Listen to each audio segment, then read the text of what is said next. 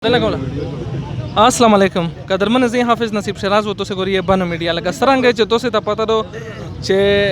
नन सबो प बानी शे हक वेल चे किम दी दागा यो जुर्म जोड़ शो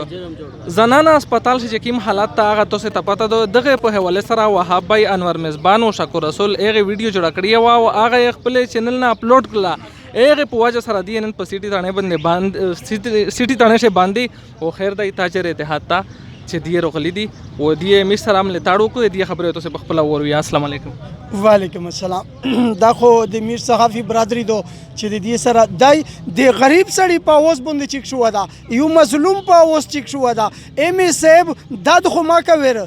هر کلای خو ما ورته ویا په 13 شپه باندې دی راغی یو غریب سره یو مجبور سړی سره ظلم کېږي زیاتای کېږي به هغه میډیا ته لوړ شي چې میډیا ته نه سه به چاته لوړ شو به ته اقتداد خو ما کویر ته خېک ته هر کلای خو ما کویر ته دغه موبایل وخله امو ته ته دغه کیمرا وخله امو ته ته چې کیمه د آزاد کوب کوي ته چې کیمه د موت کی دم کی مرګ دم کی ور کوي وحبایتا वो एम ए साहब په خدای قسم مې دای کنه چې ان شاء الله کچېره دغه انتظامیه صدر باندې و نو کړل تاجر وې د نه پرېځای په باندې شه ان شاء الله حاجی یونس خان صاحب اعوذ بالله من الشیطان الرجیم بسم الله الرحمن الرحیم زوی وا داسې نو یو غونډه خبره تاو کو ډاکټرونو چې کله ډاکټر جوړري به په مړی باندې ډاکټري کوي کله پښونه پرې کو کله لوسونه پرې کو ډاکټري ورته کوي دغه ځړی نوی ساخت ته چې سمره ظلم کوي دغه عوام سره دغه ځړی نه ساختي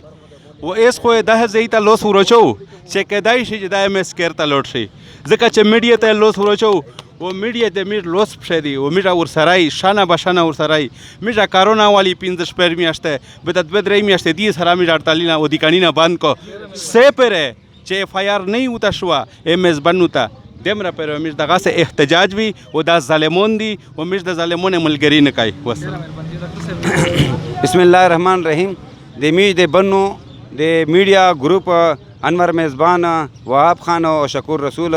دا گرفتار شول ویله گرفتار شول دنیا وکتله چې به بنو وومن انټرنل هسپتال چې ظلم او انتها ته رسیدلو مظلوم دباو مظلوم چغې والے هغه چغې چې کړې د ظلم نشاندهي وکړه په هغې په هغه گرفتار شول وړینې دا خبره مې په میډیا شي کول غواړي چې وړینې دا خلک د په ځونو ګوشې نه شمېري بلکې دا تاجر برادي دي سره دي انشاءالله چې دغه ظالمونو ته ګډه کېږي او دا ظلمون انشاءالله دغه وطن نه ورکوي انشاءالله مې اتحاد کړی ده او مې میډیا سره مکمل طریق وخت پرې جاني مالی هر قسم دې وقف کړي چې سه پرې مې دغه ظلم بدل وخسته نه انشاءالله